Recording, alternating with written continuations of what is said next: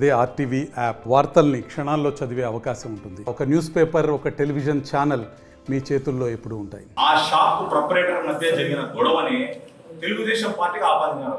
అది కూడా ఏం చెప్పినారంటే, తెలుగుదేశం కార్యకర్తలు కప్పం అడిగినారంట. మనం ఏ కాలంలో ఉన్నామో మనకు అర్థం కదా. అంటే రౌడీజం చేసి కప్పం అడిగితే ఆ కప్పం ఇవ్వలేదని చెప్పి దాని మీద వాళ్ళ మీద గలాట చేయడం చేశారని చెప్పి చెప్తున్నారు సాక్షి ఛానల్.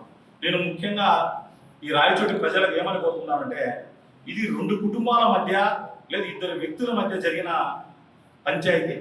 దీన్ని తెలుగుదేశం పార్టీకి ఆపాదించినారు. వీళ్ళిద్దరూ గతంలో కూడా మీరు చూస్తుంటే పోలీస్ స్టేషన్లో ఒక పార్ట్నర్షిప్ డీడ్ రాసుకున్నారు. ఏమని 16 లక్షలు పెట్టినాడు అశోక్ అనే వ్యక్తి, అతనికి 40% అని చెప్పి, ఈ రామ్దేవ్ షాప్కు సంబంధించిన వ్యక్తి 24 లక్షలు పెట్టినాడని 60% అని పార్ట్నర్షిప్ డీడ్ రాసుకోండి. ఆ లావాదేవీల విషయంలో గొడవలు జరిగితే ఈ దళిత కుటుంబానికి సంబంధించిన వ్యక్తి పోయి వాళ్ళకు ఆ లావాదేవీలు డిస్కస్ చేస్తే వ్యాపారానికి సంబంధించిన విషయం మీద అతన్ని కొట్టి, ఆ పైన ఆ ఓనర్స్, ఆ బిల్డింగ్ సంబంధించిన ఓనర్స్ కూడా ముస్లిమ్స్, వాళ్ళు కూడా తెలిసే విషయం, వాళ్ళు కూడా వచ్చి స్టేషన్లో కంప్లైంట్ చేసినారు. ఈ రామ్దేవ్ అనే ఈ ప్రొపరేటర్తో రోజు పంచాయతీలు జరుగుతున్నాయి, సాయంత్రం అయితేనే అక్కడ వచ్చి కూర్చోవడం, ఏదో మందులు తాగడం, గలాటా జరుగుతాయని చెప్తున్నారు. ఈ కుటుంబాలకు సంబంధించిన విషయాన్ని టీడీపీ పార్టీకి ఆపాదించారు. మీరు ఇంతకు ముందు చూసినట్టయితే ఈ షాప్ ఓనరు రాజధాని స్పేర్ పార్ట్స్ అని పేరు పెట్టడం జరిగింది. అప్పుడు ప్రొపరేటర్ ఒక పేరు పెట్టినాడు, ఆ నెంబర్ పెట్టినాడు. వాళ్ళ ఇద్దరికి ఆర్థిక లావాదేవీలో సమస్యలు వస్తే ఇమ్మీడియట్ గా 1 నెల లోపలనే దానికి రామ్దేవ్ అని చెప్పేసి మార్చడం జరిగింది. ఈ విషయంలో ఆడ పంచాయతీ జరగడం జరిగింది. ఈ సాక్షి ఛానల్ ఎట్లయిపోయిందంటే అబద్ధాలకు నిజాలుగా, నిజాలుగా అబద్ధాలుగా హైలైట్ చేయడంలో బాగా దిట్టగా తయారైపోయింది. దీన్ని ఇప్పుడు ప్రజలు తిరస్కరించారు, వైఎస్ఆర్ పార్టీ తిరస్కరించినారు, సాక్షి ఛానల్ని, సాక్షి పేపర్ని కూడా తిరస్కరించిన. వీళ్ళకి ఇంకా బుద్ధి రాలేదు. వీళ్ళు ఏదైనా చేయాలనుకుంటే మన రాయచోటి డెవలప్మెంట్ విషయంలో, డ్రైనేజ్ విషయంలో, వాటర్ సోర్సెస్ విషయంలో, ఇటువంటి విషయంలో ఏదైనా డిస్కస్ చేస్తే ఎక్కడ లేదో దాన్ని ఏదైనా మా పార్టీ ద్వారా మేము దాన్ని చేయడానికి రెడీగా ఉంటాము. అది వదిలేసి ఇటువంటి చిన్న చిన్న దాన్ని పెద్దగా హైలైట్ చేసి సంబంధం లేని వ్యక్తుల మీద సంబంధం లేని పార్టీకి ఆపాదిస్తున్నారు. ఇంకోటి చూడండి, చంద్రబాబు నాయుడు గారు ఈ రాష్ట్రాన్ని ఎన్ని విధాలుగా డెవలప్ చేస్తున్నారంటే, మన రాష్ట్ర అభివృద్ధి విషయంలో ఒక విధంగా వనరులు సమీకరించాలా, సంక్షేమ పథకాలు అవలంబించాలంటే ఎంత కష్టమైన విషయం మీకు తెలుసు.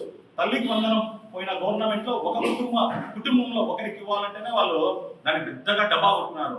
కుటుంబంలో ఎంతమంది ఉంటే అంతమందికి ఇస్తున్నారు. పెన్షన్ విషయంలో చూస్తే 200 నుంచి 1000 చేశారు, 1000 నుంచి 2000 చేశారు, 2000 నుంచి 3000 చేయడానికి పోయిన గవర్నమెంట్ లో 5 ఏళ్ళు పట్టింది. 250 పంచుకుంటూ వస్తే ఈయన వచ్చిన తర్వాత 4000 చేశారు. ఏ స్కీమ్ లో కూడా నువ్వు పెట్టిన స్కీమ్ లో ఏది వదలలేదు. ఇంతకుముందు చూస్తే డీలర్షిప్ల విషయంలో నువ్వు తినడానికి ఒక వ్యాన్లు పెట్టుకుంటే ఆ డ్రైవర్లకు డబ్బు వేస్ట్, దానికి డ్యూ కట్టాలంటే వేస్ట్, డీజిల్ వేస్ట్, ఇవన్నీ డబ్బులు వేస్ట్ చేస్తాడు. ఇప్పుడు అట్లా డీలర్ షాప్ దగ్గర పోయి డైరెక్ట్ ప్రజలు తెచ్చుకుంటారు. ఆ 10 రోజులు ఎప్పుడు కావాలంటే వాళ్ళ అవసరాలు అడిగితే వాళ్ళు తెచ్చుకుంటారు. నువ్వు ఏ విధంగా కూడా చేసుకోలేకుండా. అంతేకాకుండా ఈ రాష్ట్రము భద్రత విషయానికి వస్తే ఇంతకుముందు చూస్తే ఎక్కడ చూసినా గలాటాలు, రౌడీజం ఎట్లా. ఈయన వచ్చిన తర్వాత లా అండ్ ఆర్డర్ విషయంలో ఎప్పుడు రాజీ కాల చంద్రబాబు నాయుడు గారు సొంత కార్యకర్తలని కూడా ఇబ్బంది పెట్టడము, వాళ్ళని ఒక క్రమశిక్షణగా పెట్టాలని చెప్పి ప్రయత్నం చేసినాడు. ఇంకా విజన్ ఉండే నాయకుడు.